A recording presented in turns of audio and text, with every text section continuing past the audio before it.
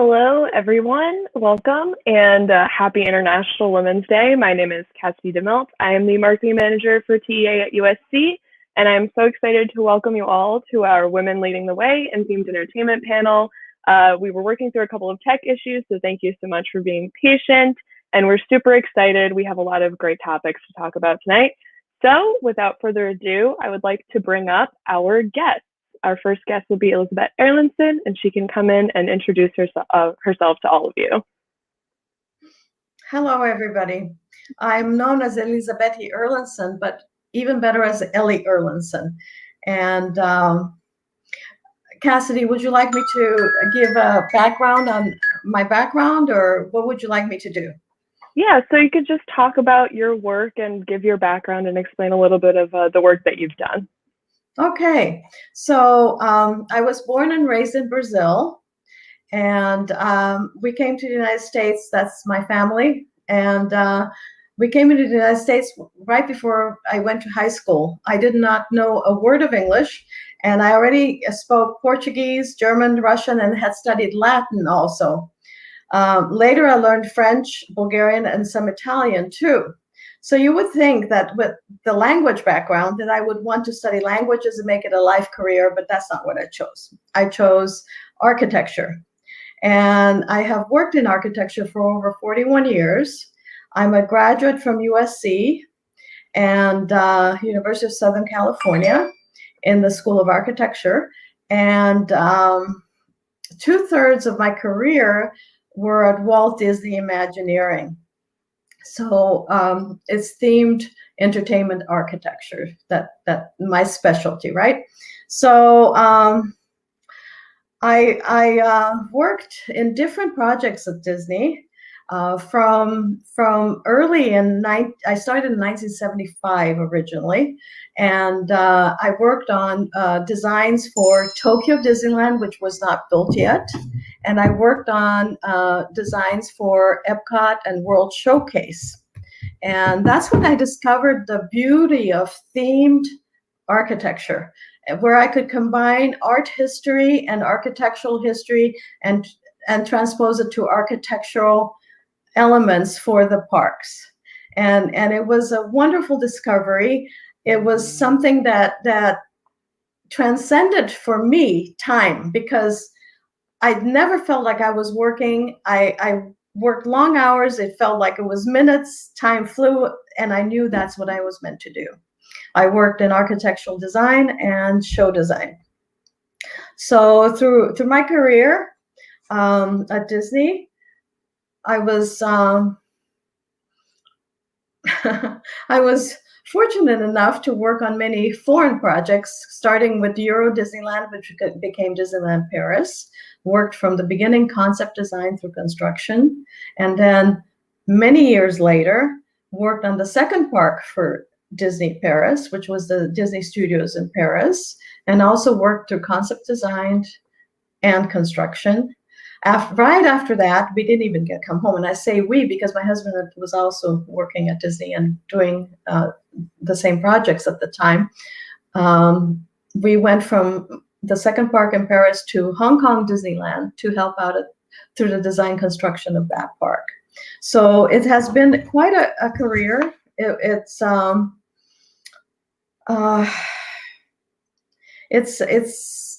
interesting that I started as a project architect and moved on to become like senior project architect, and on till I became the principal concept architect on some of the projects.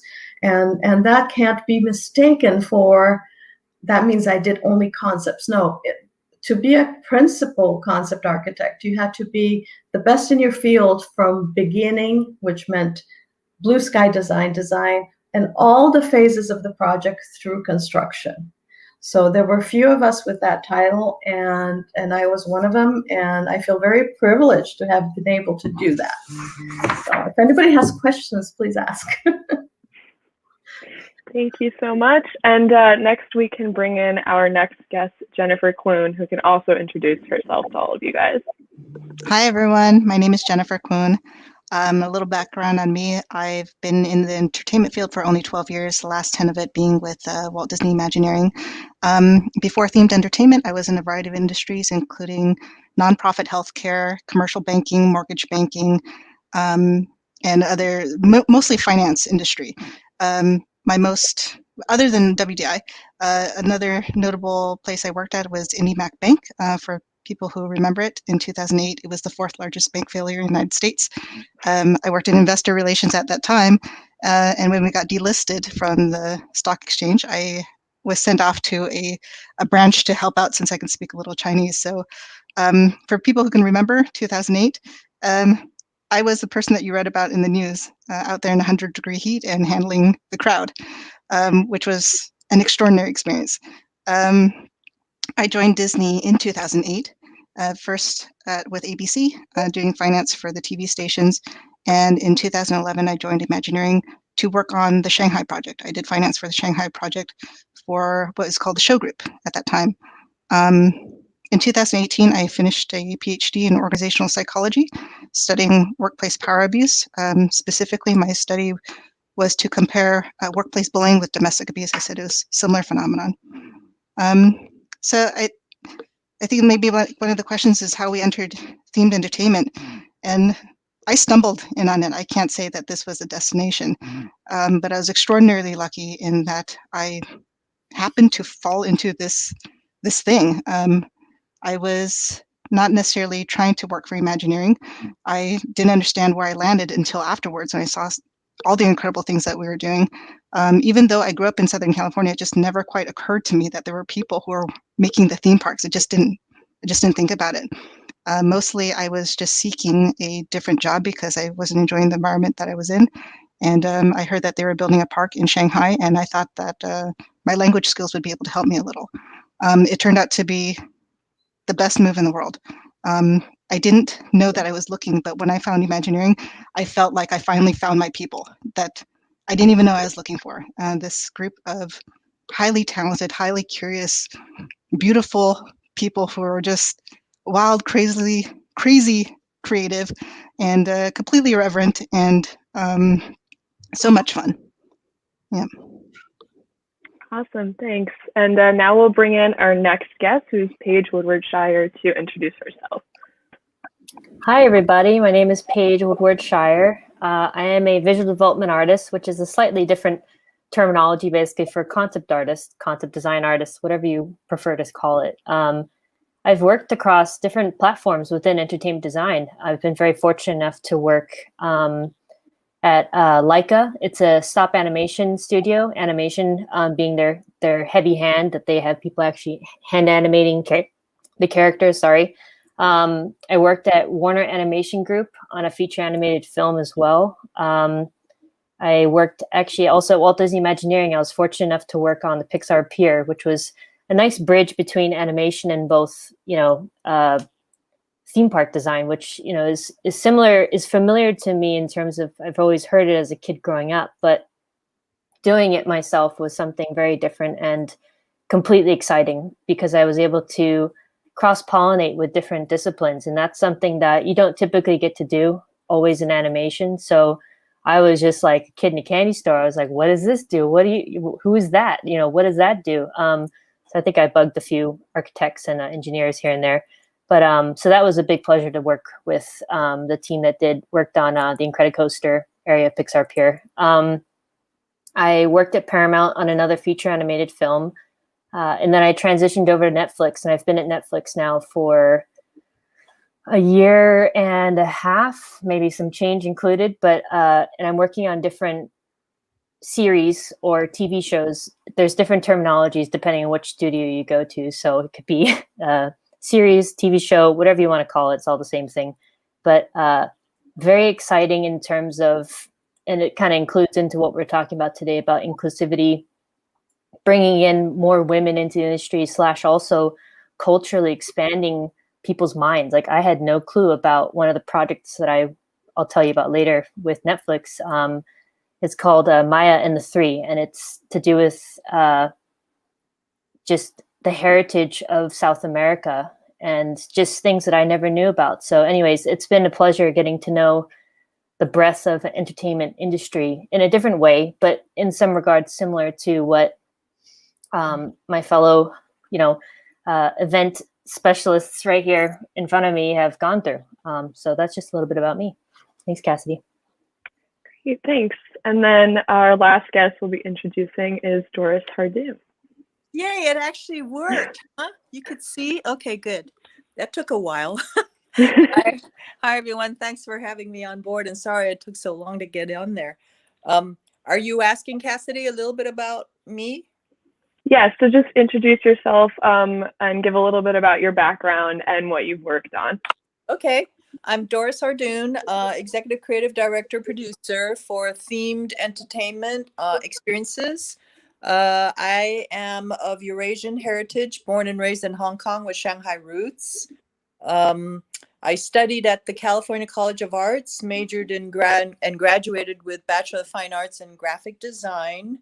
And my first job right out of school was with a Marine World, Africa USA, a very small, privately owned theme park that is supporting land and sea animal initiatives. And that was down in south of San Francisco in Palo Alto area. And it was really at that location. I worked there for about 4 years. And even though I was hired for graphics, they kind of launched me right into everything because they needed help pretty much for everything. And being it's a small park, they had me start working on whether it be signage. So my training in 2-dimensional graphics quickly expanded into 3-dimensional just by the fact that the work needed to be done. And so it wasn't even just on signage, but sets and props and costumes, merchandise, marketing material, collateral. And so basically that was what sort of introduced me, I guess, to the entertainment field industry, and which set me up perfectly for my next job, which I went right into, was with Walter Elias Disney back in 1979. That was what was known. And then eventually in the 80s, they changed it to Walt Disney Imagineering. So my second job started in at the Glendale office, and my role was with the show division, which is now called Creative Division. And basically, I just continued on expanding my design role and started as a humble designer stylist. And then as time continued on with my years with the company, which I just retired last December, all in total, I've been in the industry for 45 years as an employee of companies, as well as I own my own consulting company during that phase. And now I am consulting again, and I have my company reinstated. So that's it. Amazing. Well, thank you guys so much for being here. We're super excited to have you. And to kick things off with our first question, when did you know that you wanted to go into themed entertainment, and what was it like getting into the themed entertainment industry for you? We can start with Ellie and then I guess make our way around. Cool. Okay. When I started at Walt E. Disney Enterprises, WED Enterprises, like Doris, in 1975, I started. It was not defined as, themed entertainment. It was just, we're going to do this project type of thing. And I got involved. I was asked to work on the early designs for Tokyo Disneyland, and also worked on Epcot and World Showcase. And in Epcot and World Showcase, I was designing historic architecture that had context in different countries, like English Pavilion and whatever, and putting it into the park for using as creating an environment with a story. So that was really the beginning of what I call themed entertainment design. And I was so comfortable, and I loved it because I love art. and I love historic architecture. And then to put it into the context of creating something new for guests in a park, I found out that's where I belong. I mean, there was no time just flew. I could be designing for hours and I would think it's minutes. And when you do that, you know, that's where you belong. That's where you belong. So I was very fortunate to work on that. And I worked with people like, I don't know who will know these people, but Harper Goff, who was a designer who changed the whole concept of the World Showcase around the lagoon that you see today, with the different lands around it and everything. So I worked with him on that, and I worked in the. I was lucky, very lucky to have been involved with the early concepts for the Epcot, and worked with people like Ray Bradbury, and who were invited to give ideas to create the story. What is Epcot? What is Spaceship Earth and all that? So I was very fortunate, even though I didn't know that's what themed entertainment was. It was really the beginning of it, I think, and that before it was defined as such. And so it was good. I worked for a while there, and then I had to leave the company because the state would not recognize my work for my architectural license. So I had to decide at that time, do I leave the company? Do I stay? They wanted me to stay. They were so gracious. They really wanted me to stay. But I felt like I had put into so much into studying architecture. I needed to get my license just to prove to myself even that I can do it, you know? So I left the company and did the state requirements, which were to work in a company that has an architect as the owner. And then I thought I'd be back right away. Well, I didn't come back right away because I got involved with a company that did thematic designs of restaurants throughout North America. Talk about fun.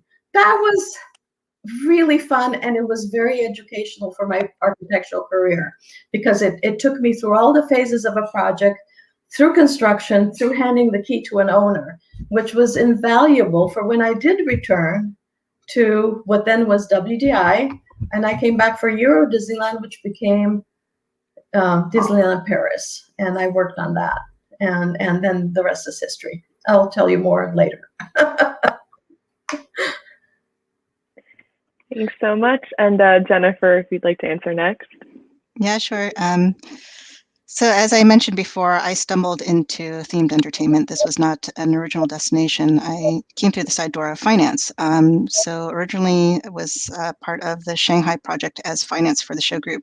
I think I represent a segment of the population that doesn't start off with this intention, but finds it, and it doesn't have to be through the typical routes and pathways into this industry. I came from an analytical background. My skill set is data analytics, and then later on, when I got this degree in organizational psychology, it's about the qualitative analytics, people analytics. So there's still like a lot of these other supporting disciplines that this industry needs, besides the very celebrated architects and designers and creative folk, engineers, etc. That there's all these skill sets that still is needed to make this whole thing work together. I don't remember the original question, but was part of it, what was it like getting into this industry? Was that the original question? Yes. Okay. Yeah. I think the difficult for me was figuring out where do I fit in with this. So at first I really struggled with the idea of like, I don't come from these backgrounds. I don't come from these traditional educational routes. In fact, my undergraduate, I was a biology major, and then I went to business school, and then later on was into organizational psychology. So just from the surface, just from those words on a piece of paper, like how does this work with this industry? I think of it as, in the way that I define my role recently at Imagineering and my place, I guess, in this working society, is that There are passionate people and creative people who are extremely talented that do what they do best. My job is to help them reach their full working potential. That is how I support this. So you can come from all kinds of different backgrounds, different areas of study and disciplines, and still find a home here. Definitely. Great. And then we'll pass it off to Doris to answer next. Oh, okay. Kind of like what I meant earlier when I spoke about how I graduated in graphics, and I really wasn't that savvy or sophisticated to know the different types of designs that there were. And back in those days, it was actually quite simple. There wasn't any facets to it. And frankly, I wasn't even into wanting to get into the design field. I wanted to be a dancer, but practicality set in, and I figure, being a designer, I might have a longer lifespan of staying employed versus being a dancer. But as far as theme and entertainment, my path was similar to Ellie's in the early days. We were all hired, at least I was hired for Epcot. And with my graphics background, luckily my leader, my boss, was Rolly Crump. He's one of the legends, and he had a sense about him with my skill and talent, and I'm so grateful for him, because I was actually hired and interviewed by Marty Sklar, John Hench, and Rolly Crump, and both Marty and John Hench, who were the leaders of the company, Walter Elias Disney back in the day, they just felt because I graduated graphics, I should just go in there. But it was Rolly that's, I think she had bandwidth to get into additional different types of design. And I had no clue what that meant. And I wasn't really aware to ask questions. What I didn't know. So we were all set on this Epcot path because that was the project that was happening. And I got assigned to the Land Pavilion, but as one of 4 designers for Rolly Crump.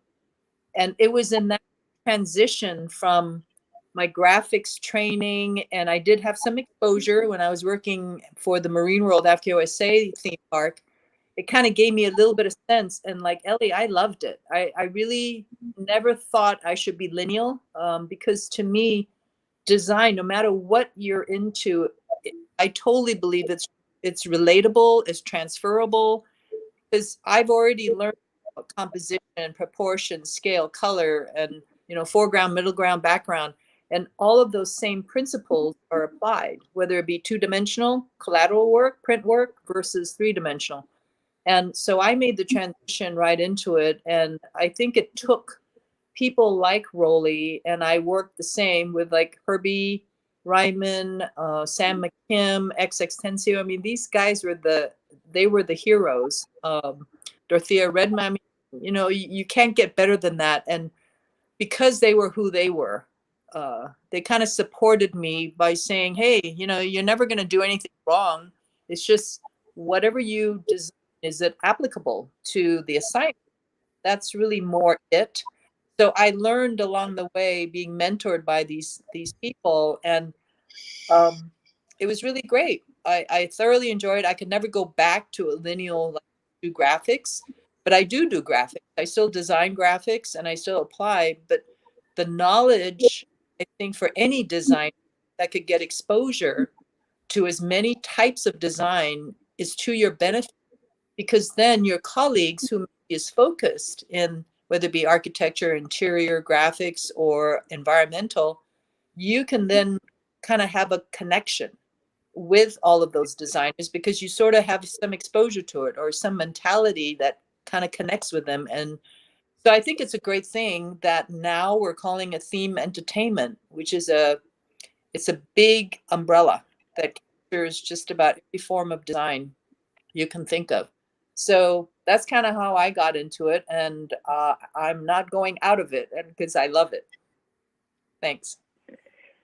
Thanks so much. And then we'll hand it off to Paige. I think it's safe to say that I follow suit with all of these ladies in terms of flexibility and ability to kind of transfer between different disciplines. I'm in the same boat. I I think my first love and interest was James Bond, and that's always my same story. I stick to it. I love the gadgets, and I thought that was it. That's what it's going to be. And, you know, my influence of, I'm not sure if you guys know, but Doris is my mom. So my influence growing up was everything you want under the sun in design. And that meant, yes, graphic design, architecture, whatever it may be. And even into the math side of it, even though I was terrible at math, it still mattered. The physics of the space, how things are, how much money do they cost? So anyways, that led into product design, and product design I thought was my path. But then I realized it was a little too rigid for me at the time. So I thought, okay, wait, actually James Bond is made up. Who nobody's actually James Bond. Maybe there is, we don't know. But so I was like, okay, entertainment design, that's it. So then I went to school for that. And so that's kind of where my path started. I kind of catered my portfolio to Art Center, got in, slowly made my way through the treacherous journey of Art Center, and then landed my first internship, which was actually, you know, honestly, interesting amalgamation of both physical sets and also me having to sit on my computer and, you know, paint out a design, but working hand in hand with modelers to set designers, character designers. Everything was kind of similar to WDI, oddly enough. So I think that was kind of a tipping point of interest for me. Once I got that internship, I was like, okay, I like that. What else is out there? And with the support of my parents, my mom, you know, to get into whatever industry that was, I kind of wanted to dip my toe into animation, because that kind of led into the ability to create any type of environment you want. There's no limit. There's nobody saying, I love you, architects and engineers of the world, but I don't want to be limited in, you know, in design sometimes with what I have to do within animation. And, you know, it's a plus and a minus. I love restrictions, but I also like to be able to kind of go a little bit wacky, and it doesn't quite matter completely in animation, to be honest. So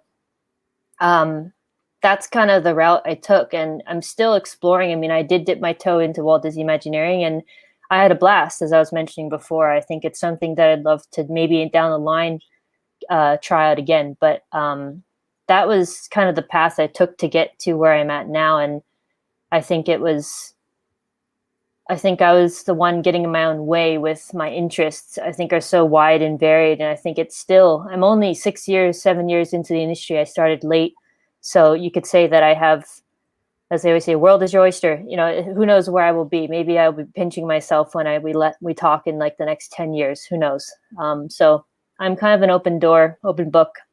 I'm open to experiencing new design aspects of the industry. Thank you. Okay, great. So for our next question, what qualities do you think have made you successful in your career so far? And then I guess we'll start with Ellie and just keep this pattern going.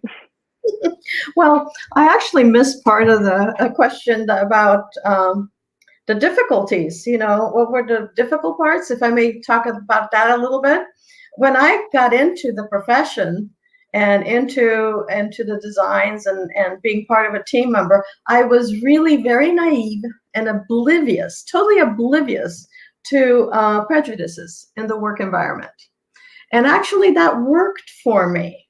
It actually worked positively because I did my work, I worked hard, I did my best, and I got recognized as somebody that the team would want and you know, to have.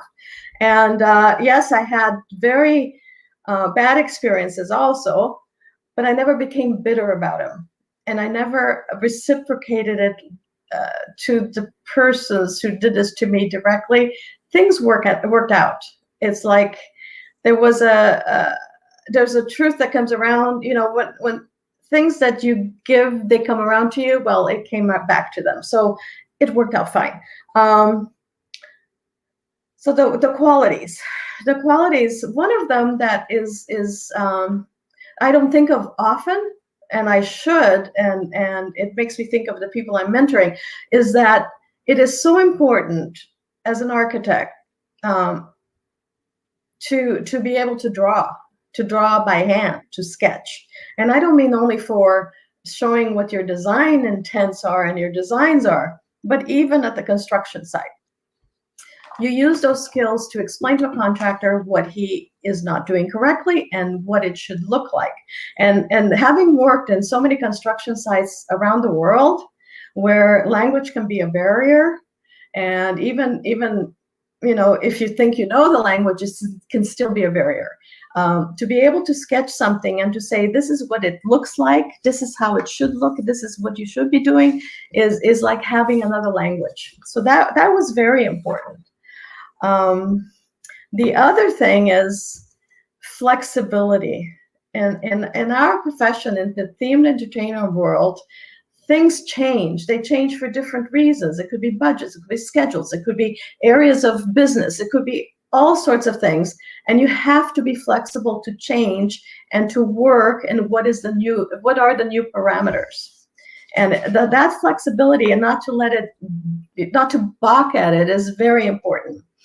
And I think the other thing that is important is when you are in the themed entertainment business, no matter what you're doing in it, I think it's very important to be a multifaceted individual, to have other interests, to have other passions that create a totality, which is not only what you're doing at that moment for that project or for that work. It creates what I call the Renaissance person. And sometimes I've called myself the mental octopus, because it's like you're there, and you're comfortable anywhere, and it gives you a balance of life and interests.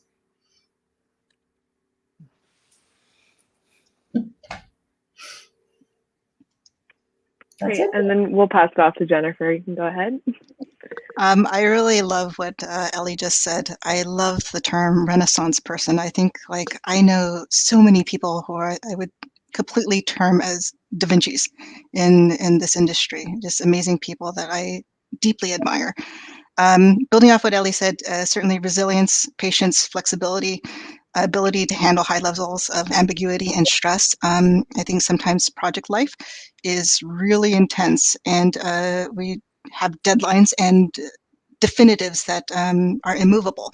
So there's aspects of it that it may not be project life. I mean, there's lots of ways that you can do themed entertainment, but project life is something that is very peculiar, and it may not be for everyone for all seasons of their lives. I think I'm speaking to the choir, but a passion for this industry and a passion for people, because what we're trying to do is create these fantasy environments, create these fantasy dreams, like these big elaborate fantasies for people, to entertain them, to inspire them. So if you don't have a passion for people, I think that's something that's a gem missing from whatever it is that you're trying to achieve. In addition to the drawing skills that Ellie mentioned, I think clear communication, written skills is really important. Still, a lot of what we do ends up being an email in written form in one direction or another. So being able to communicate these really complex ideas concisely, consistently, in a similar way to the people that need to hear it, and also very tailored to the different people that need to hear it. I think these things, what they all build to, is that you're not an island. No matter how talented, how creative you are, you still need a group of people to help execute whatever this project is. I've never heard of anything being done by one person alone. So the ability to communicate across these different disciplines, from cultures, or just the different types of work that people do, so therefore the different ways that they communicate, having that flexibility and openness to receive feedback on how you can do something better with them, for them, in concert with them, is something that's super important. Thanks. Great. And then we'll pass it off to Doris next. I think what I'm kind of breaking it down as I'm listening to both Ellie and Jen, because my career and time has been so long. Probably in the early days of my career, maybe the first 15, 20 years, it had a different understanding of, if I was to, when I think back of what my success was, And then as I got to the later years and ending, you know, my work career for the company recently, I'm very clear about another form of success that I felt has really guided me. My role changed a lot. In the beginning, I was just the designer. But I think the catalyst that probably set on course for me that I didn't realize was already in me. And the only thing I could say how or why it was in me is probably from, I don't know, you know, you think about it must be my parents, or it must be my upbringing, or it must be the foundation that was given to me in some way. And somehow through osmosis or whatever, it became part of me. So I actually delineated in my last recent, maybe 5-6 years, when I was working in Hong Kong and relocated there as the creative studio lead for that new office we built in Hong Kong, Walt Disney Imagineering Asia, and also leading project expansion projects. So one is functional and the other one is project based. And I think it dawned on me then, and I started writing it down. I have very strong feelings about values of how I operate and how I measure myself. And most of us are always the toughest on yourself, and that's me. I have 4 values that I applied to my life and my career. And I wasn't aware of it as much because maybe I just wasn't focused on it, but obviously I live by it. And that is courage. It's taking risks, but with calculated knowledge. It's confidence. That's about self-esteem. And if you believe in someone or something. Humility is huge for me. It's the value of your others over yourself and how to show respect. And integrity, the moral compass, your ethic, your work ethics, your honor, your decency.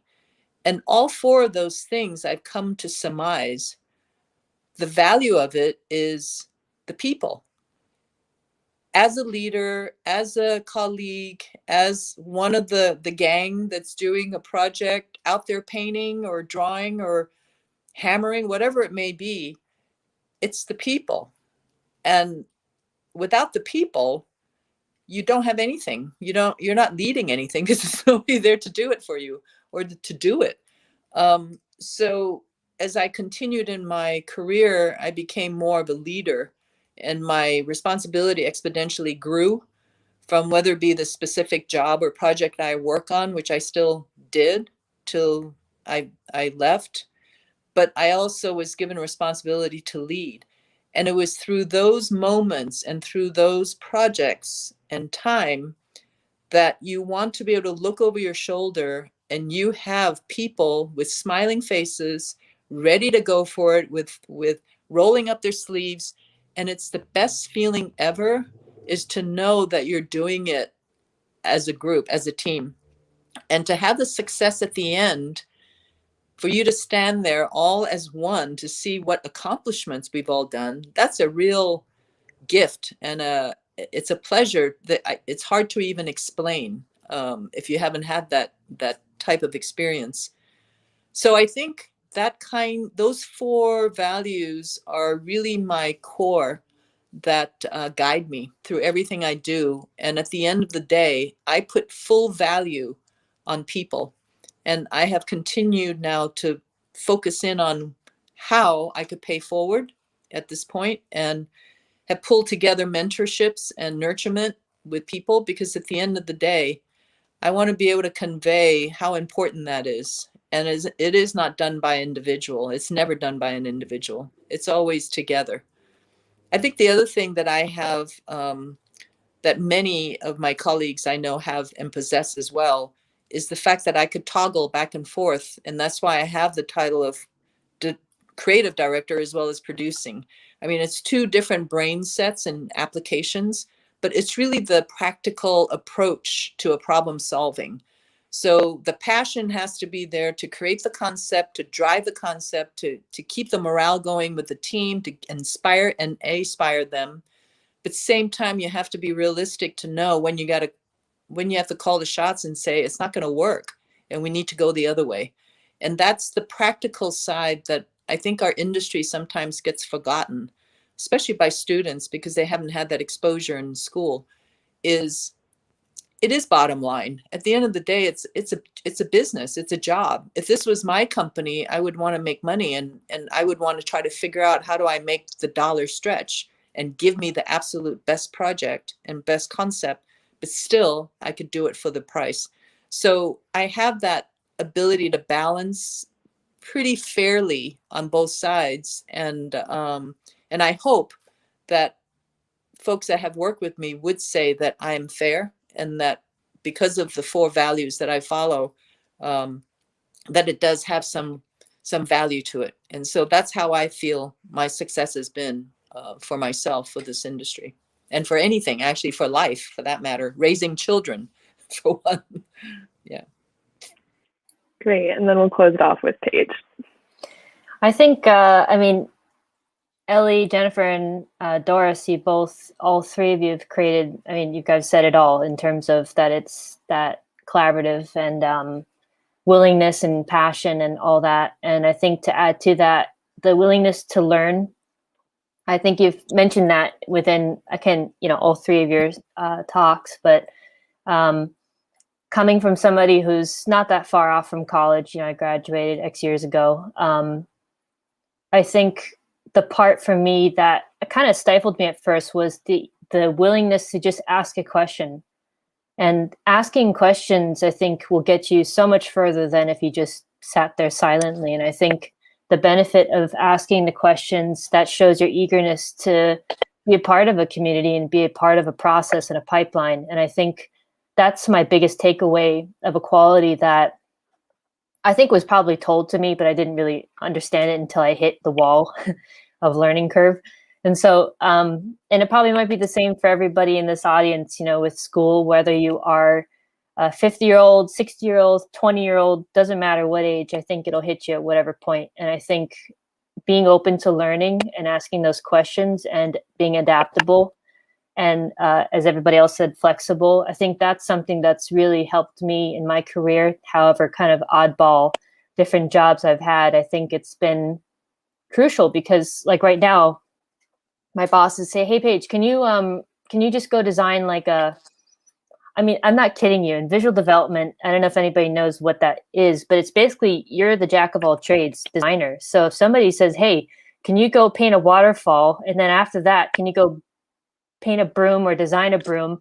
And after that, can you go design a character? And then, it's like, it just kind of like every which way. And I think that's something that comes with the acceptance of saying, okay, sure, I'll do it. I'm eager to learn. Let me give it a go. And if I can't do it, you can show me how to do it. And I'm open to that too. And critique and learning goes hand in hand, I think. And that's something you have to kind of thicken your skin to. And it doesn't come easily. It takes a couple slaps around. It's like, you just have to be easygoing about it and not take it personally. And I think that's something that really taught me a lot, because I used to take it personally. And I'm like, well, why don't they like my work? It's like so horrible. The world's ending. And then you walk away to come back the next day. You're like, oh, well, it's nothing personal. It's just, you got to get the work done, and it has to be the way that they want. And so that's, I think, flexibility, learning, keeping your skin not too thick that you become jaded, like we spoke about earlier, but just enough that you don't get hurt and deflated each time you get a critique each day. I think I had one more point, but I'm blanking right now, but it'll probably come back to me. But anywho, I think just be eager and excitable. And if you have a bad day, you have a bad day. You're human. So just roll with the punches and you'll be fine. That's it. Great. So for our next question, if you could go back in time, is there anything that you would do differently? And we'll start with Ellie again for this one as well. Oh, Ellie, I think you're still muted.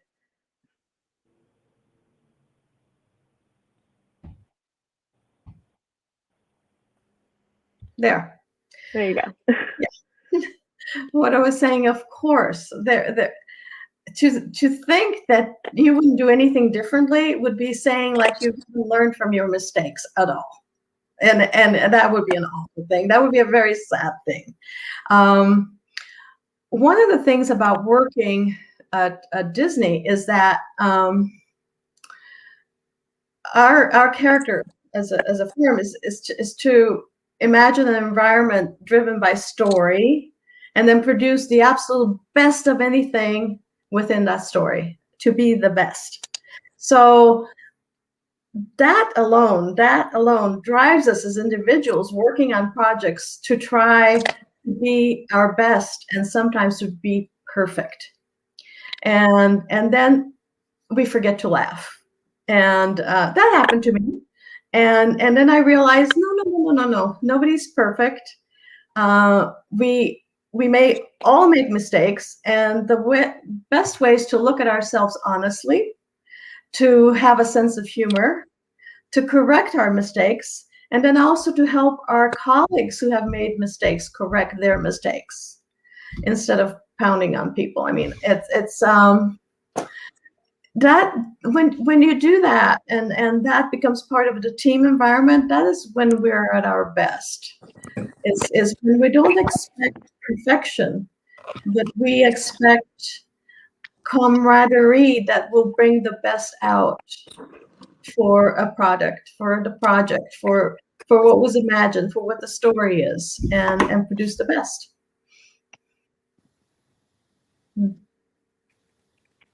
Great, and then we'll hand it off to Jennifer next. Thanks.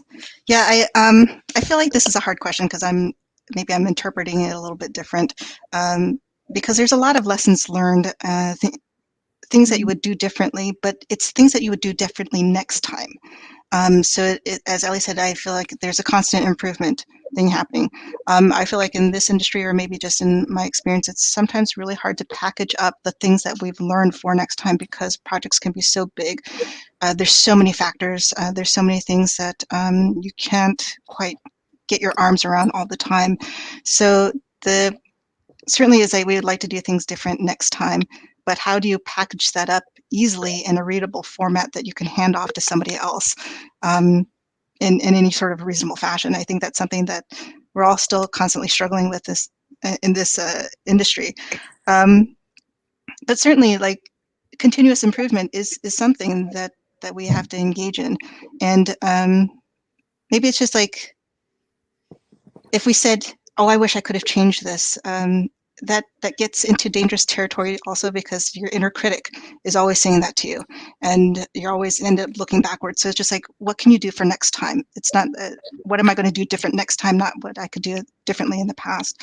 I think of this as like the Back to the Future lesson. You can't change it without causing chaos. So all you can do is move forward the best that you can. Thanks. Great, and then we'll pass it off to Doris next. I think for me, it's going to be more aware and understanding of why, what, and how I communicate to others, and be absolutely more present at the time. And the factor of listening sometimes gets forgotten because people are excited about something and you end up talking over another person, and then you actually didn't really hear what the other person is, and then misunderstanding occurs. So I think for me, it would be, if I was to be able to go back, I would pay more attention to all of those elements and communicate more clearly and listen definitely better. Curiosity, like what Paige said, is huge. You should never, ever not be curious about something. And I don't think I was enough back in the day. I just sort of took what was told to me and I just kind of went on my merry way. But if I was more curious and understood it in a different manner, maybe it would have presented a whole different aspect of whatever it was that I was working on. And then the other thing that I think most people tend to forget, what I call shorthand, try never to assume that everyone knows what you're thinking, or that they have ESP, or that they know what you're saying, because a lot of times, more often than ever, people just go right in mid-sentence about because they already know what they're thinking, and they think that you heard what they're thinking, and they just went right into it, and then you're like, what? And then that's where things get So it's back to communication. It's just doing a better job in communicating. Yeah. Great. And then we'll close off with Paige. Yeah, I think I'll just keep hammering it is the learning, the inquisitiveness. Be that, what is it? Ferrets. They see something. They're like, I have to go look at it. I have to go touch it. Just be that person. I think I don't regret. I just think I wish I would have maybe tried harder with not being afraid of getting out of my own skin and just saying, hey, I don't know what that means. Can you just explain further? Or, hey, can I come bother you if you can come show me how, especially like when I was at Leica. I'm not sure if you are familiar with Coraline or I'm blanking right now, Missing Link or Kubo, any of those ones. I mean, it's like I was right there in the shops. I could have gone down and just looked at what somebody was doing, and I didn't. I was too demure and too like, oh, I don't want to bother anybody type of thing. And I just stayed in my cubicle in a dark area, which was not very exciting and creative. So don't shoot yourself in the foot. It never hurts to help. And if somebody says, go away, then at least you tried. And, it's better to turn that stone over than to not. You never know. You might make new friends. And that's another thing too, is just keep making those friends, keep making those connections. Because if you don't ask those questions, then you won't make new friends, and vice versa. Keeps going in a cycle. And as we all know, our industry is so small. So it's nice to either make connections outside of our own industry or within it as well, pending if you need future jobs or just future friends in the industry. So I think that's something that I am always working on now, which is to continue to, how do I better myself for the pipeline? I use pipeline word. I don't know what everybody else uses in their industry, but I think it's the same. But yeah, pipeline, like how do I make my prop a more efficient prop to then hand off to the vendor who then has to 3D build this prop for the film or for the TV show. Because if I didn't ask those questions, I'd probably be over designing or under designing for my assignment, and then I get in trouble or somebody else down the line gets in trouble. So yeah, that's my main thing, is keep asking those questions, be inquisitive. Cool.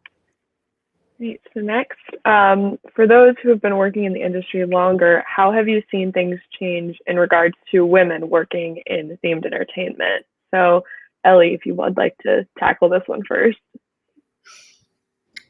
Things have changed because it's been a long time since I started. So when I started, I was the only licensed woman architect at WDI, Walt Disney Imagineering, for a long time. And now there's quite a few of them, and they're young, they're doing their job, they're doing great, and it's wonderful to see. I think that in a general sense, and probably Jennifer knows more about this than I do even, but corporate-wise, Disney is very careful to make sure that they move with the times and that they are current with what the requirements are with gender equity, with all sorts of equity, and that's a very good thing. What happens though is that it's up at this level, and yet there's people working at the lower levels who work together, who have not caught up to the times yet, and have built-in prejudices that they can't help to have, and they affect teams and team development and team. So what I'm hoping is that one day these hidden challenges will be over. That people will understand that they need to look at people, no matter what their gender is, what their color is, no matter what, to look at what they can do, what they can offer to the team, what they can contribute versus, are they male, are they female, are they black, white, yellow, green, purple, whatever. And in that day, probably we won't even have an International Women's Day because it won't be needed. Right. People won't feel like they have to make up for the inequity that has happened for centuries for women and for Blacks and for many cultures. So it is a growth process. I don't think it will happen within my lifetime. I know it won't. And I've seen many injustices happen to not only to myself personally, but to others and people I've worked with. And I don't think it will happen within my granddaughter's lifetime, but someday we have to get there as a human race. And it's not only in the industry; it has to do with surviving as a planet. It's survival. Survival as humans respecting one another, respecting our differences, loving our differences, taking advantage of our differences. Because if you think of a team, if you choose people only that are similar to you, you end up with a boring result. But if you pick people that are different, that have different ideas, that challenge you, that throw things at you, and everybody can discuss and come back. Everybody comes back with what is a really good idea, a good story, and a good result. And that's where we need to continue going. Mm-hmm. We're on the road, but we're not there yet. Yeah. Great. And then we'll go to Jennifer next. Yeah, building on what Ellie just said, working culture in America in general has been changing, particularly in the last few years with the Me Too movement, Black Lives Matter, the social justice movement. But there's more awareness of the ways that getting and advancing in industry is more difficult for women, BIPOC people, or other minorities, but it's still not nearly enough. When I sometimes do these presentations on diversity and inclusion and equity, people ask me like, okay, well, what do we do? And I think the first thing I say is, ask yourself, what am I doing about this problem? And when you've answered that, ask yourself again, seriously, what am I doing about this problem? Because most likely the first answer you gave is the easy answer, and it's not nearly enough. I was recently in this conversation, and I got confronted with this question about like women shouldn't be working. As shocking as that is in 2021 that somebody said that, and it, like I used to fight this question from an emotional standpoint about equity and inclusion, and about women, you shouldn't suppress other people. But I actually read this really fascinating response to that question one time. Why should women be allowed and promoted in the workplace from an economic perspective? It's that, let's say you have a population that's 50-50, men and women, the working population. If you don't allow 50% of your workforce to produce, you are ignoring half of your producing resources of your organization or country or group or team or whatever it is, meaning that these people will consume resources and rely on the other half of the resources to produce twice as much to get to the same place. So from an economic perspective, it's ludicrous, it's wasteful to not promote these very talented and productive and part of your society into more productive and celebrated producing assets, essentially. If you don't do that, what essentially is happening is that you make your team or country more poor, less resources, and less able to compete. So for anyone who can't get on board with the diversity, equity, and inclusion argument, there it is in economics. Thanks. Great. And then we'll go to Doris next. I'm totally in sync with everything that's already been said between Ellie and Jennifer. I also experienced when I started in late 70s, I was the only woman designer of maybe 2 that have Asian descent. I never thought of it as, oh, I'm being isolated, or, oh, I'm being discriminated. I just thought that was curious because I came from a home and an environment in Hong Kong that was multicultural. I grew up in a multicultural home base, and my parents were multicultural and, Buddhist and politically, and as well as religious, from Buddhist to Jewish and then I got sent to a Catholic school. So my full awareness of there is no difference. We're all there as human beings trying to strive to become good human beings for the next generation and keep the world going and safe and healthy. I totally believe that and get that. So when I first started at WDI, it was kind of like, okay. I mean, I didn't really go away feeling like horrible about it. And the handful of women continued to expand and got better. The whole equity factor, but I'm a real proponent for, I don't want to, I wouldn't want to be the person brought into a project just because I filled the quota of being a multicultural woman. But if my design skill doesn't match, why am I in there? It doesn't make any sense. Get the guy who's actually maybe who's doing it better than me. So there's that whole side of discussion that needs to be understood a little better. So, the equity thing I'm totally for, but as long as it makes sense that you fulfill the job, whether it be in our line of business or something else. I think the other thing I wanted to bring up was the whole cultural aspect. We're talking in America here, and we're talking using the American way of living and style and the cultural awareness. If you go and say all these things, let's say over in China, they're going to look at you and go, I don't know what you're talking about. Or you go to another country, India or Russia or South America. So I think the awareness of humanity on whole is we all want to be recognized. We don't want to have biases. We don't want to be discriminated or hated or not liked because of the color, face, whatever it is. To me, that's kind of asinine, but it's reality. So we have to work hard to make sure all those things don't get in our way. And I think one of the ways is internally to have the confidence to not be afraid to reach out and to know the diversity. Somebody different will have another point of view, and celebrate that and take that concept. And you may find the result and the answer is a far better one because they saw it in a different perspective. I think we just have to continue as a human group to always encourage and inspire and support people and give them the confidence and give them the common feeling that they're appreciated just like anybody and just like you're appreciating yourself. So I think that would help along the way, but we're still a ways away. So we still need to do much better as we go. But I am happy and celebrating that we are getting better. So, yeah.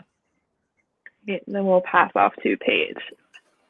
I know I'm newer on the end of in this industry, but I have actually seen a progression within the 6 to 7 years span that I've been in the industry. I've seen my first job was all guys, and I've honestly always grown up around all guys, so I didn't think much of it. But when I really did step aside and look at how many of my girlfriends who are really good in the industry were not picked, and just seeing how hard it was for them to get in without having somebody heavily vouch for them, and that seemed a bit overbearing.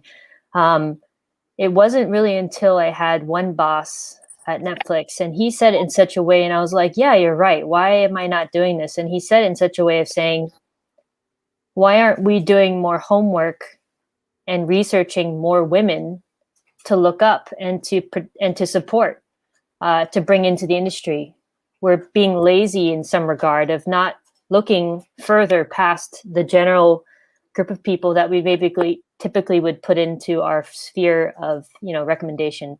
And so he says, do the hard work, look outside of your own sphere, look into other people's spheres, get to know other people. And if it happens to be, look into a lot more women, look into the LGBTQ group, it's like everybody has to do their work. And I guess in a sense, maybe sometimes stepping out of your own comfort zone.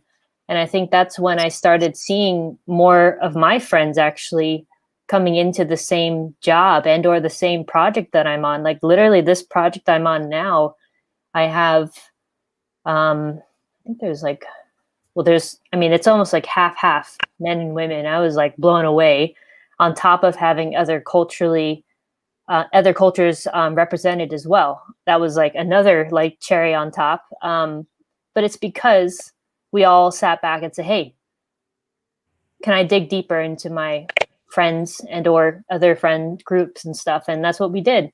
And thankfully, the bosses I have done that. And that takes kind of the trickle down, but it does take also from the bottom up. And I think that's something I have to practice, which is looking beyond myself and seeing what other women and or cultures or groups can I help support? Because it's in my power too. We have a big voice. When you're in the industry, you have a big voice, and it's your duty to do that. So I think it's also that pay forward portion when you do get in. For anybody who's going to graduate soon or has a few years to go, just remember that. Try to pay it forward, and you'll always get rewarded with that, because you'll have great people, whether it's more women or more whoever will come around, and it'll be beneficial regardless. Mm-hmm. Right. So our next question is, what challenges do women still face in the industry, and what steps do you think we can take to overcome these challenges? So I'll hand it off to Ellie to start. Okay. I think there's still many challenges, as we've been hearing from everybody on the panel. But I think Jennifer touched on this, that it is important to look at yourself. Start there. You have to believe in yourself, what you can do, what you can contribute. You have to have a sense of humor. You have to be able to laugh at yourself. These things go a long way to meeting challenges. And then the other thing is, I think Doris touched on this, is choose the individuals that you can trust, that you can speak up to, and Paige was mentioning this too. And that way your voice will be heard in the correct forum, and something can be done about it. The other thing is, don't expect to be handed things. You're starting off, don't expect to be handed things. Work hard, prove to yourself and to others you really can do the job, and develop long-term friendships and develop yourself as a professional. When I first started, I was asked, can you do this, and this? I said, no, but I know where to get the answers. And that's how you move. You move forward. You ask the questions, you get answers, and you move forward and you learn. And the other thing that can help is join associations that keep you informed on the latest in your profession, like of course, TIA, the Team Entertainment Association, and for architects, the American Institute of Architects, and then also go to events to explore what else is happening in the world, and how maybe you can contribute to that too. And it may not be within your profession, maybe in the outlying interest that you have, and it makes you grow also as an individual and as a professional. Mm-hmm. And last thing is it has to do with the give forward. Helping others is so important. I believe it makes a difference. It makes a difference to the people you're helping. It makes the difference to the person that you are. And it helps everybody. So do help other people. Do help other people go where they want to go, and help them find their path, and help them find answers or where to look for answers. It's important.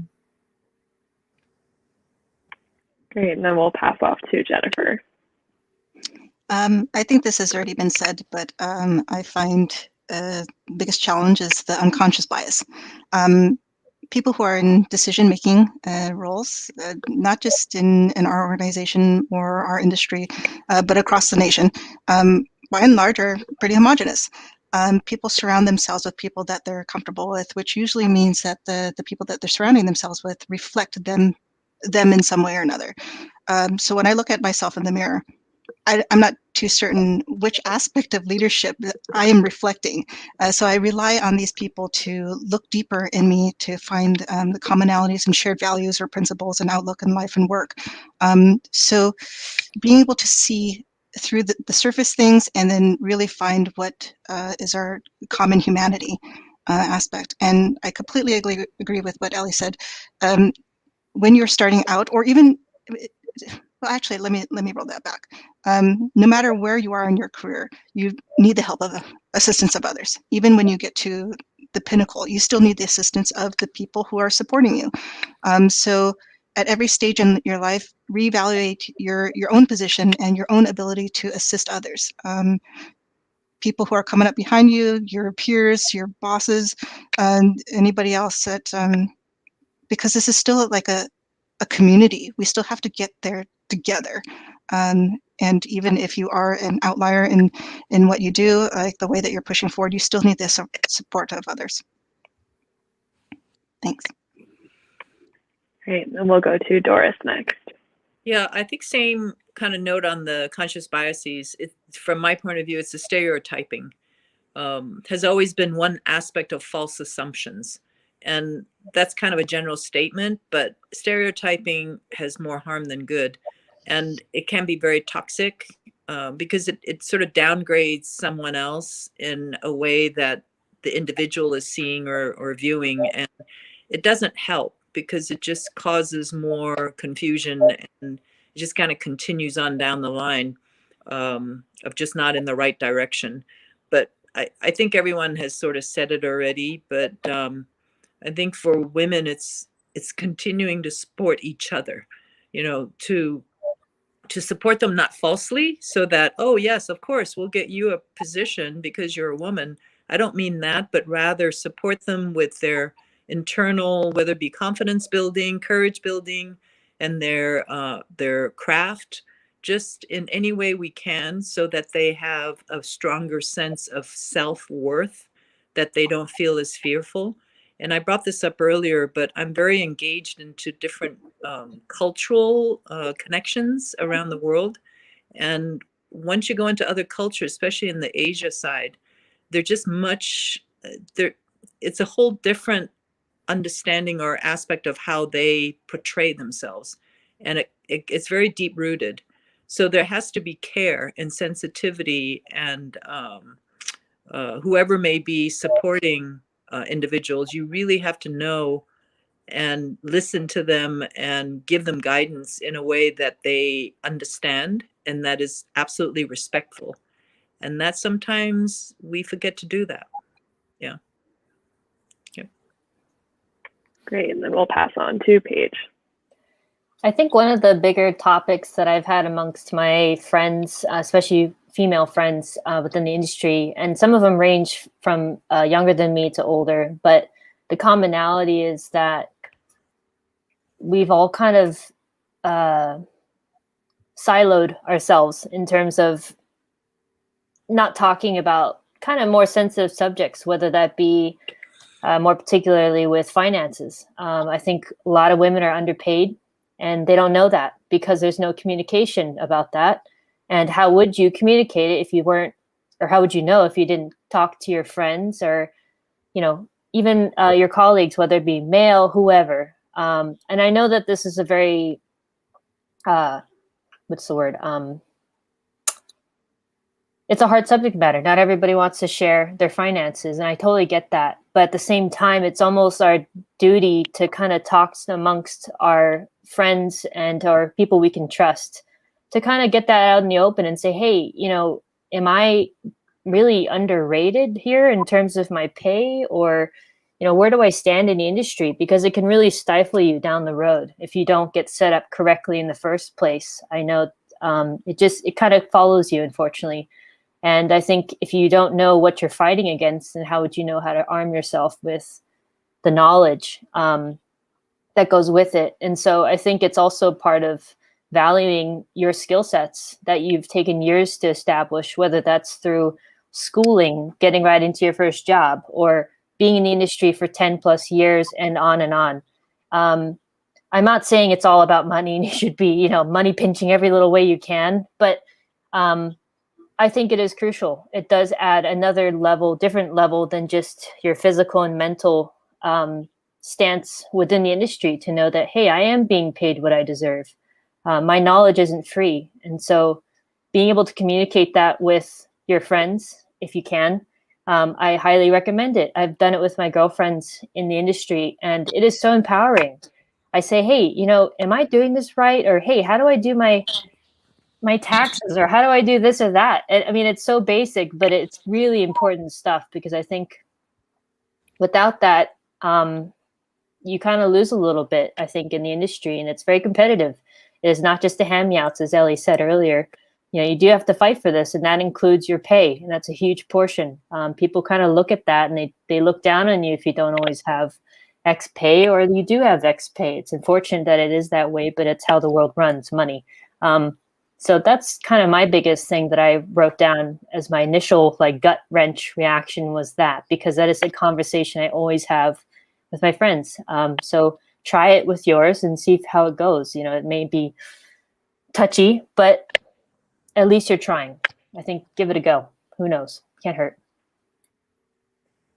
Great. So for our next question, why do you think diversity and representation are important specifically within themed entertainment?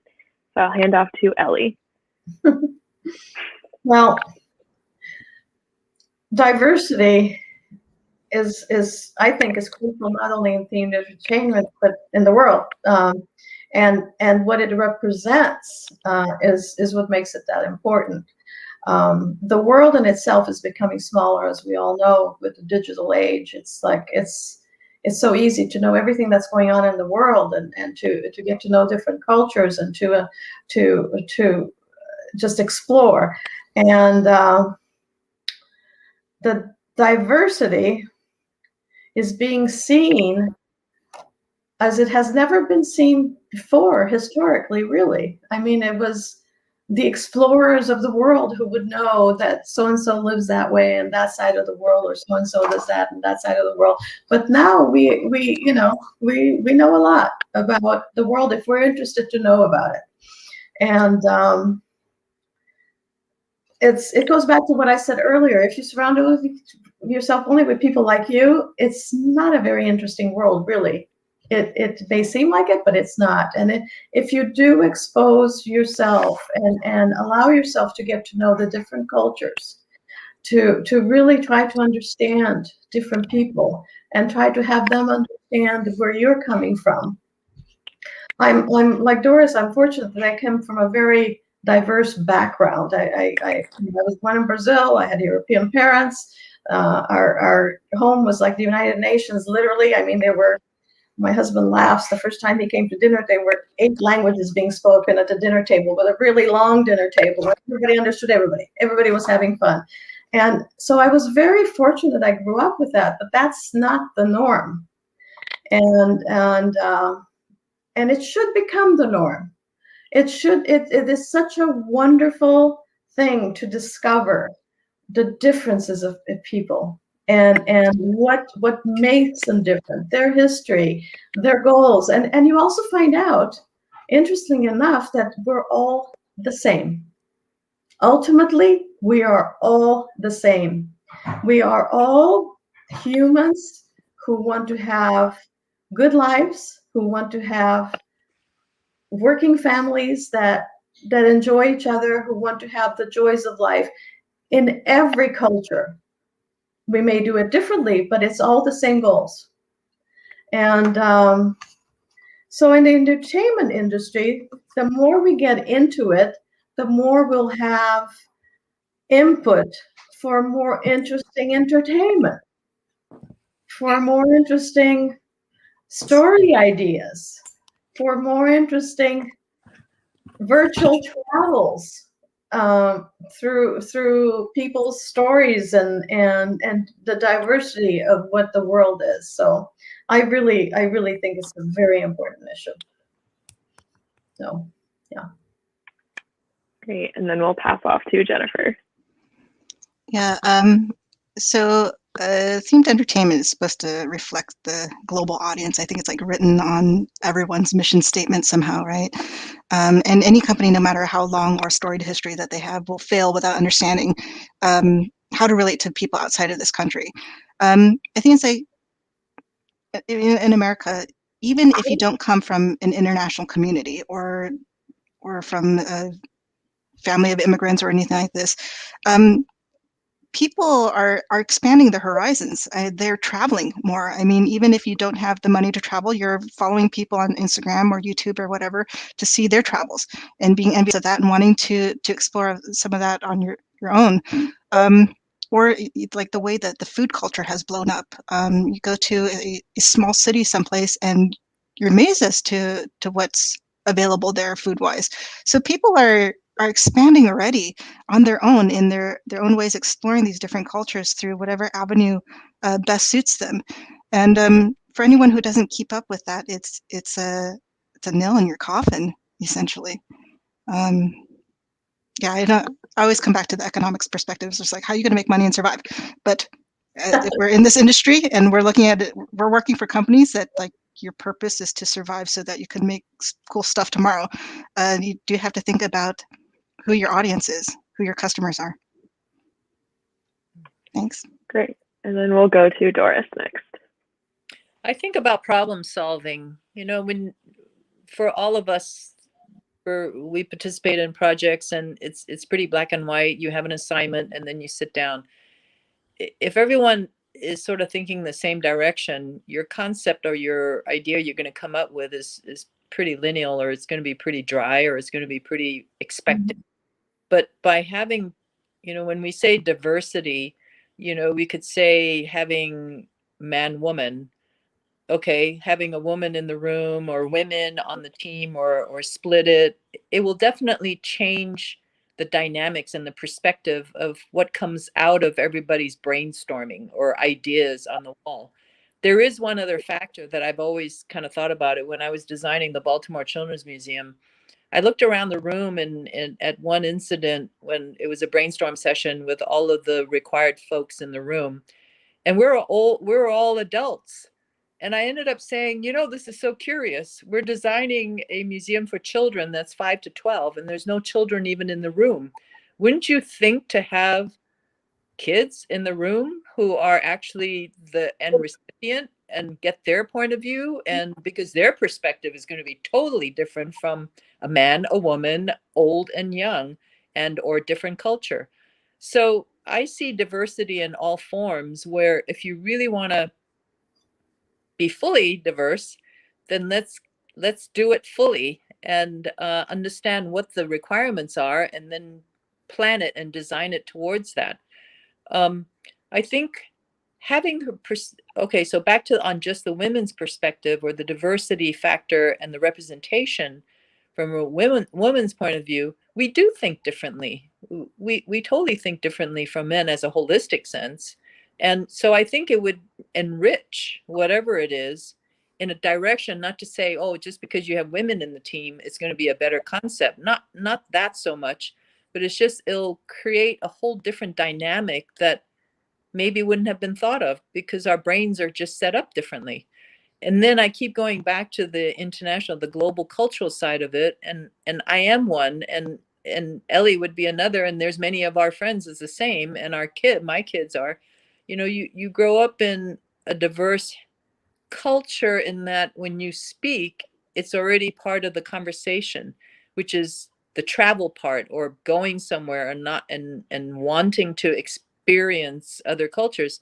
Well, by the fact of my cultural heritage, just on that alone, I can already feel it. My awareness, my perspective, my sensibility, and my sensitivity is very different. And I'm grateful for it, especially like on the Shanghai project. I was able to apply a lot of what's part of my DNA to help the project along, or to help a specific issue and or my colleagues to further understand, and vice versa, mind you. It's not just one way, it's both ways. So then for our Chinese partnership to understand our culture, not only the Disney culture, but the Western culture. So I don't understand why we would even not think about that. It's just part of life, and it should be always be included and understood. Yeah.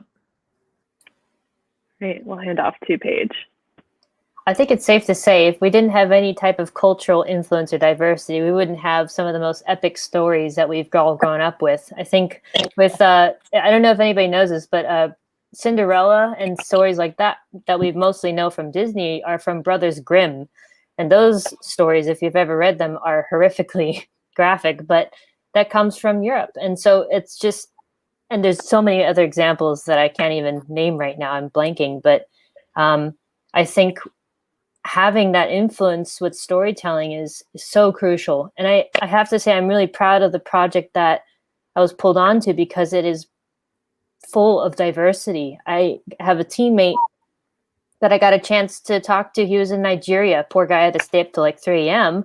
to talk to us, but I had a chance to interact with somebody from Nigeria, and our project is of a Black family. I'm going to just spew the name right now, just so we can look forward to maybe one day when it comes out. It's called My Dad the Bounty Hunter, and it's about a Black family who takes on the adventure of and the dad bounty hunting in the alien universe. And it's so cool to be part of something that is so inclusive. There's more women on this project.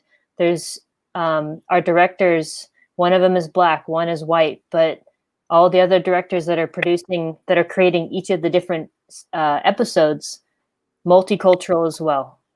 There's women, there's, I think, what is the one director? I think he's Filipino. We have Kai. I mean, it's like endless. It's so invigorating to have different perspectives of where they've come from, whether they belong here in the United States or they have family overseas. We drop stories left and right. It's so cool to hear what they have to say about it. And to be honest, even if you couldn't travel out of this country for whatever reason, a story that is from another culture transports you there, no matter what age you are. That's what reading is great. It's for is games, theme park, whether you can't go or not, you could do it virtually. I think that's such a benefit. I've not been able to go to maybe all the countries in the world like some people have, but I have had the chance to travel. But even if I can, it's at your fingertips. And I think it's a benefit to be able to, really engross yourself into that research per se within other cultures. So I don't think it's always for people who have the most money or the most this or that. I think it's accessible to everybody, whether you believe it or not, to be able to be influenced by other cultures and their stories. So I think it's to your benefit to kind of touch into that if you can. But anywho, I think surround yourself with as many people as you can from other cultures and you're better for it. Thank you. Great. So our next question is, what are your hopes for the future of representation and diversity in themed entertainment? So I think we've touched on that with everything that's being said, that we all love diversity and what it can represent in the development of stories and entertainment venues. The one thing that I was thinking of is I hope because when the pendulum swings, it swings way left, right. That's not political, by the way. It's just direction, and then it eventually lands in a zone that is more reasonable. I just hope that we don't go so far as a group of people to let it swing so far that we will choose. I think Doris mentioned this, a woman because she's a woman for a certain position, while there might be a man who's even more qualified. It has to be looked at completely fairly in every direction, not looking at gender, not looking at race, not looking at all these different things that people sometimes tend to look at. Just look at what somebody can do, will do, and who is the best for that position. I just hope that we can go there without swinging the pendulum too much to one side and then coming back, and that would create the unfairness that's trying to undo past injustices with other injustices. So yeah. All right, we'll hand off to Jennifer. Yeah, our job in themed entertainment is to build fantasy environments. So I'm going to demand a fantasy working environment as well. I think we are perfectly capable of this. So when I was at Imagineering, we had this leadership group that worked on something that we called Day in the Life project, where we described what our current working state is, the challenges that we had from every day, from the moment you get up in the morning to the time you go to bed. at night, everything in your life that's challenging you, and things that you loved. And then 10 years later, what does it look like? Your fantasy ideal working environment. And this got so descriptive. We interviewed a bunch of people, we put in our own ideas, and we ended up writing these two narratives with this fictional character, and the differences of her experiences between 2018 when we wrote this and 2028, which is 10 years time. And it was the fantasy environment. The 10 years time was a lovely place. We described the physical working environment. We described the people that this fictional character encountered when she was working, going to her workspace. There was even a free daycare center that was available to all employees, no matter what level, so that somebody could possibly have their family and raise their family while working at a fulfilling job. We're perfectly capable of it. Look at the things that we build. We're capable of making choices and these decisions to build something that's equally magnificent in our working worlds.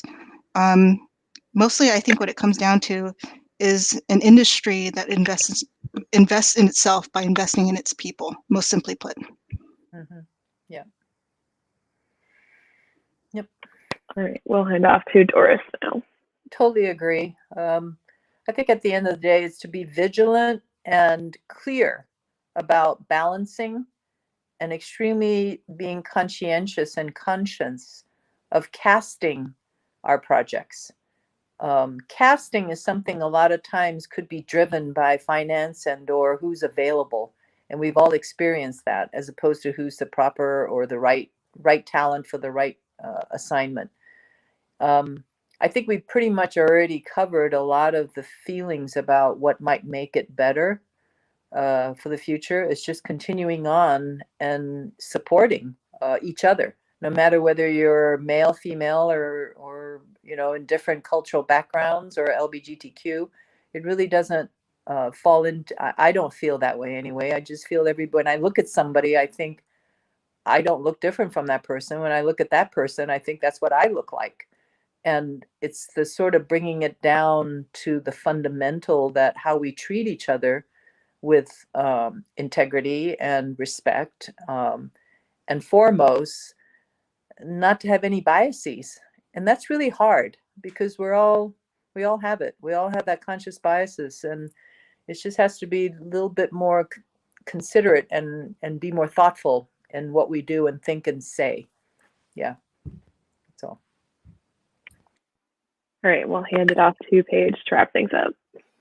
Hard to follow after all those wonderful comments about this, but I think just adding to that, saying, let's keep working what we have, and just keep talking. Everybody just keep talking. Don't let any barriers kind of stop you from asking those questions once again and doing all that. I think that's the due diligence that we each are, we have to do. It's not even that maybe we should do it. It's like, no, we have to. It's just, it's a must. So yeah, I think it's everything else has already been said though so well. So I'm not going to go over and butcher it. All right. So we're going to wrap things up since we're running out of time. So our last question for the night, we asked this to all of our guests who do panels with us. What advice do you have for current students who want to pursue a career in themed entertainment? Oh boy.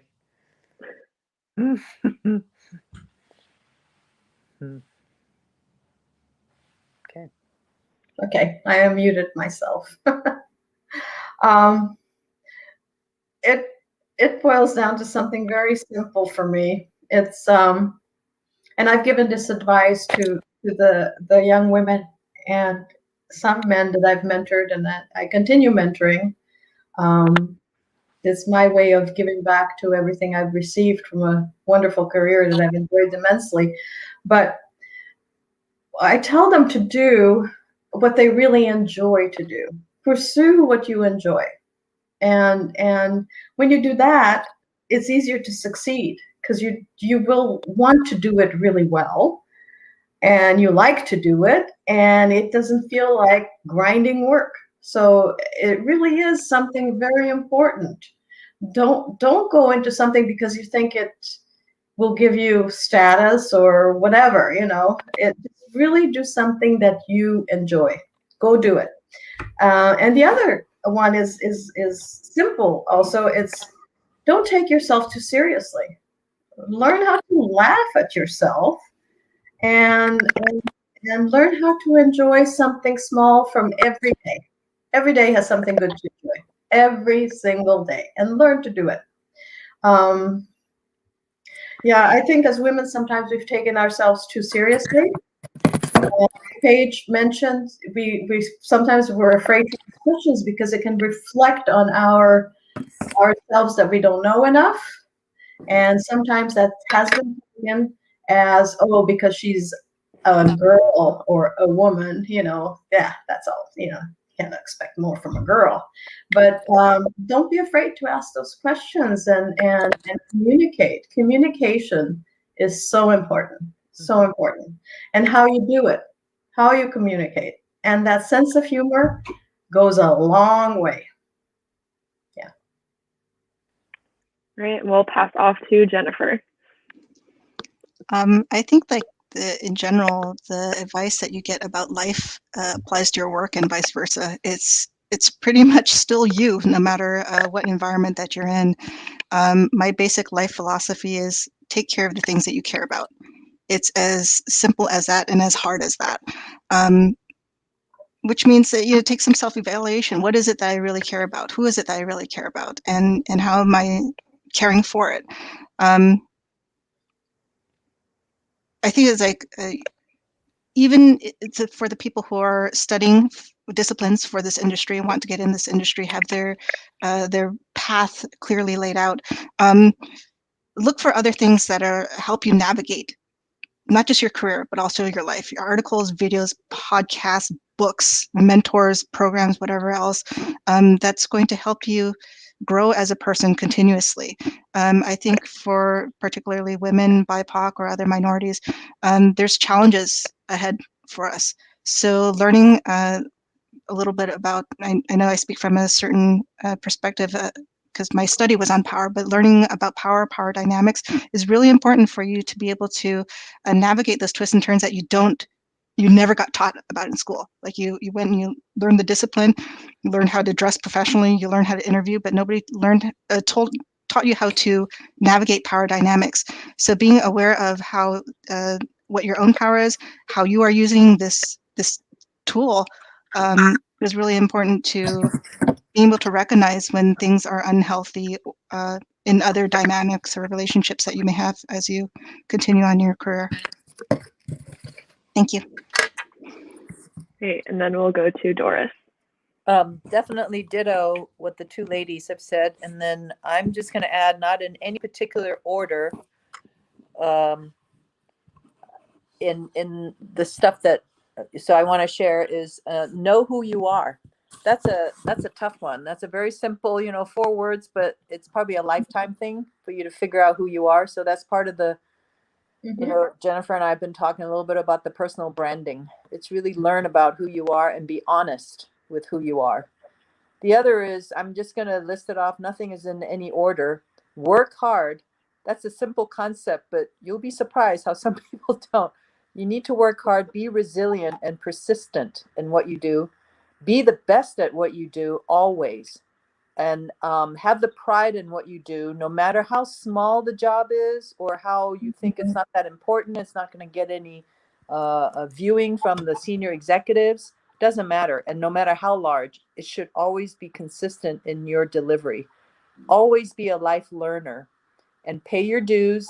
Develop your gut instincts. And that's a tough one because many folks don't really rely on their gut and they second guess themselves. Don't be an egomaniac jerk, please. Learn to be a good team player. Work on your self-esteem and toughen up your skin because there will be many rejections. People influences our decisions every day. Whether they show you support or indifference, their words and actions can lift you up or they could break you down really fast and get you deep in a rabbit hole. So self-esteem and a clear moral compass is paramount. And apart from all of that, you've got to have fun, but also dream big, because that's the world we're in. That's what we've been asked to do, to have the passion to dream big. But then at the same time, I'm going to flip it over. You need to be realistic and practical, because at the end of the day, many designers forget they're not designing for themselves. They're designing for either a client, a customer, or a guest. Thank you. All right, and then we'll close things out with Paige. Come on, Paige, bring it home. Woo! We're almost there, guys. Ladies, gents. My biggest thing since college, and also applies to now, is invest back into yourself. And I think Jennifer was touching upon that, and I think everybody's touched upon that. But I think it's too easy to just burn yourself out immediately and think that you need to grind every second of every day. And then you stop 1 second, and you're like, what have I done? What outside of work? And not to say that there's anything wrong with work being your core and your love and your life. And that's totally for some people out there. There's no judgment on that. But for others that maybe do want to pursue something outside of work, you do have to put effort into that. And it is a second job in that regard. For me, I personally, as an artist, it's weird to say, and I've had this conversation with my husband very many times, that I get burnt out from art. And that may be very odd to hear that, but I do. And I work my hardest in my 8 to 9 hours a day, and I really give it my all and my full attention. But after that, I don't want to touch my computer or anything to do with art again. But that's digital art. If I go on a photography date, which we used to do and we still want to try to do, just get outside. We'll get reference to then use for our paintings. Or maybe it's just pretty lighting, or it's a nice pose that somebody was walking in. Or maybe I'll cook some food and that color palette was gorgeous and I want to add that to my painting later on. Or maybe I went shopping and I saw an organization for graphic design. I don't know. You don't know what you might find when you go out in the world and take a break from what you're doing constantly. And I know this is bold of me to say, considering I'm new in the industry relatively, but I think it is crucial no matter what stage you're at, whether it's college, new to the industry, or late in life. I think you have to take a breath of air and reinvest in yourself. You can't get everything from work. It's just not possible. You can get quite a bit depending on what you're doing and if you really love it. But I think it is crucial. That's just my biggest philosophy. And no all-nighters if you can do it. Don't do all-nighters, because learn how to time manage yourself. If you can do that, you can. I went through Art Center without all-nighters, and maybe I could have squeezed out a couple more big paintings out of myself or whatever. But it's passé now, and I feel better for it. I don't feel like I'm on deathbed from too many all-nighters or whatever. But I do think it helped my brain personally. Everybody's unique, but it did help me in the long run feel like I have something else to lean on, and not always being creative every second, considering it is so taxing to be creative. And that creativity applies to any field. Creativity does not just mean artistically. It could be within mathematics, science, anything you can think of. So be kind to yourself. I think that's the biggest thing. You're always going to get there. It may take more time, or maybe you get it tomorrow. So just be kind. Yeah. Thank you. Great. Thank you all so much for joining us tonight, and thank you all for your words of advice. And also thank you to everyone in the audience who attended, and thank you for being patient with us, working through technical issues. This was a really great night, and we really appreciate all of you being here. So thanks so much. Thank you for inviting us.